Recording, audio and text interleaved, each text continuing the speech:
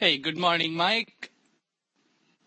Good morning, Devesh. Hi, welcome to breakthe9to5jail.com, and thanks a lot for taking the time. We really appreciate, my members and I really appreciate you taking the time to answer our questions.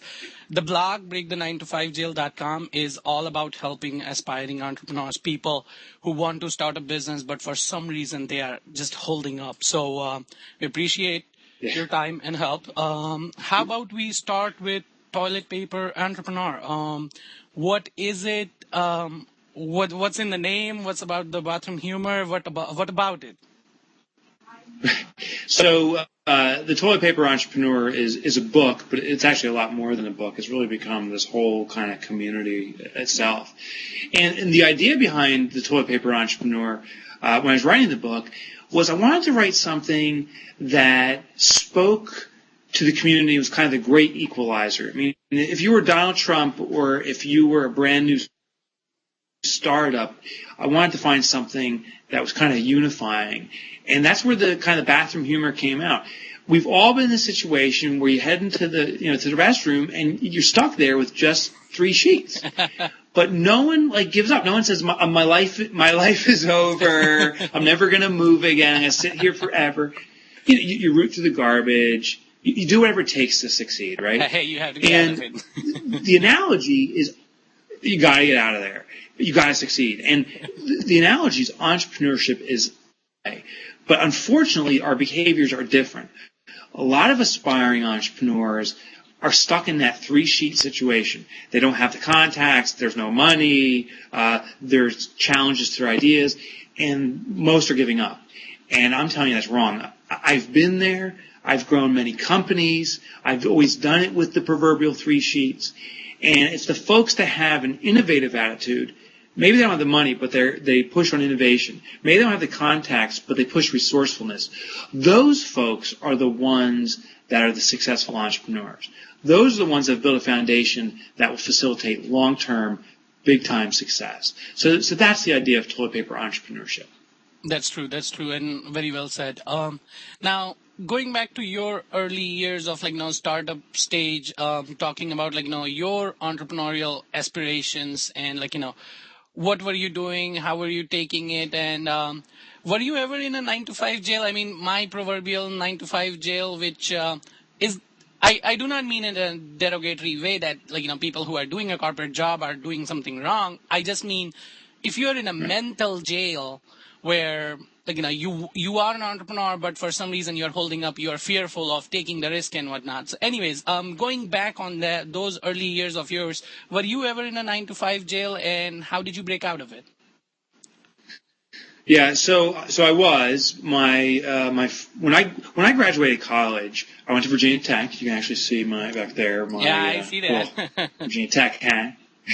So I went to Virginia Tech, and all the way up to then, and including then, I was looking to get the big corporate job. I wanted to work for a big 6 or big 8, whatever that was back then, and make lots of money doing my job. Be a worker bee, and that's okay, by the way.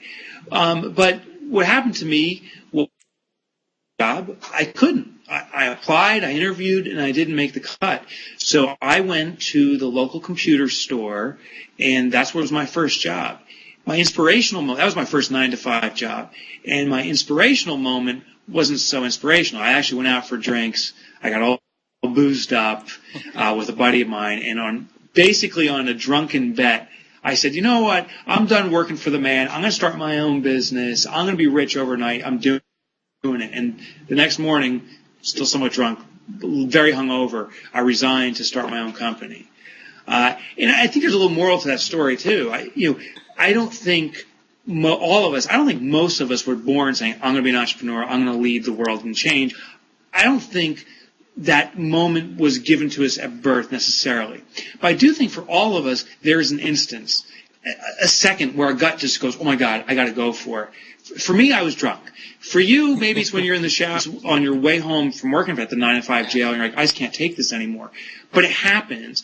And our responsibility is that is more than just your gut twisting. It is your indication. It's your opportunity. And you have to jump on it that moment, that second, grasp it, and go for it. If you follow your gut and follow your heart, it will not lead you astray. It's actually leading you the right way, and you got to grasp it. Okay, yeah, that's good, and that's a very interesting story. And note to the people who are listening and watching this video: don't try it at home. uh, now, Oh, do try it at home. do try it It's at home, but Budweiser. have a designated driver with you. Yes, yeah, do that, do that.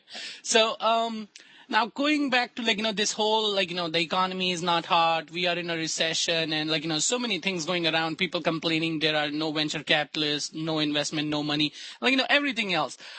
Is it a smart decision to start a business right now, especially for the people who have been holding up and just waiting for maybe Yeah. some perfect time? I mean, what do you suggest? Is it a smart time to start up? Yeah, not only is it a smart time, literally right now is the best time to start a business. So let me hit on a couple of things. First, you said venture capitalism. I'm in a entrepreneurial group. We meet up at MIT, the Massachusetts Institute of Technology, every year.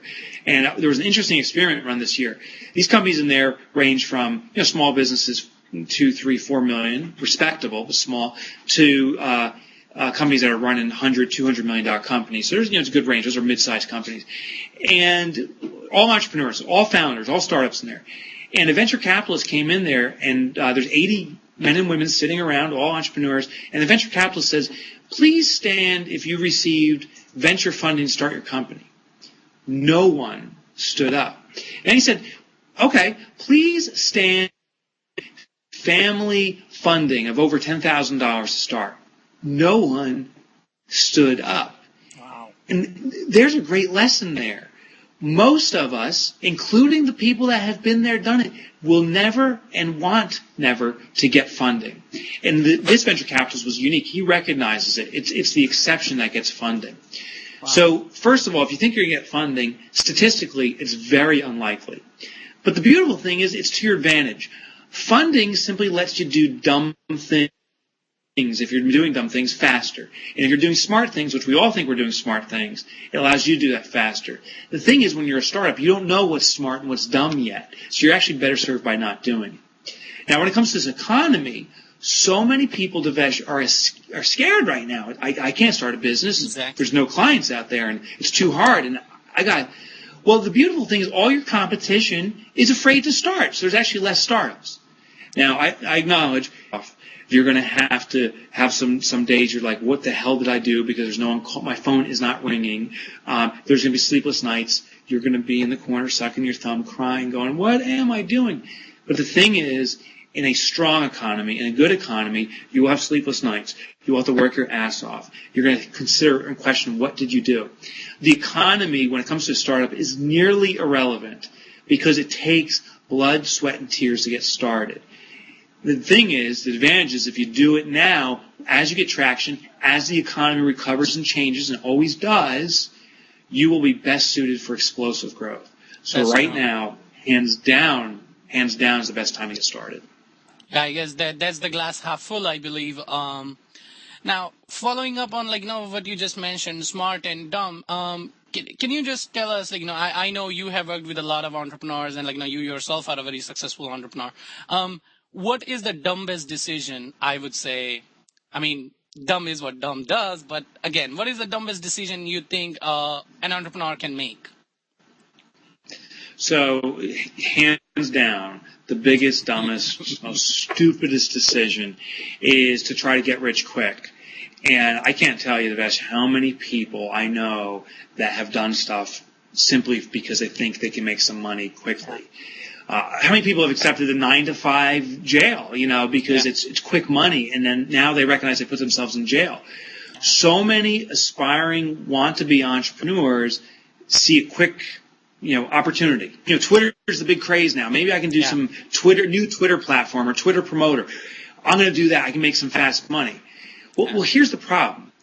There are other people, the smart ones, that are getting into business to get rich right. They're getting into business because it's their passion, something they dream, they want. And those folks that are doing what they want because it's a passion, when there is dark days, when they are struggling, will continue to do it because it's their passion, it's their love. for the people that are trying to get rich quick, when they do it and they're struggling and there's their dark days, they'll give up because they're not getting rich quick. They'll jump to the next thing. Yeah. Passion begets persistence, and persistence begets success.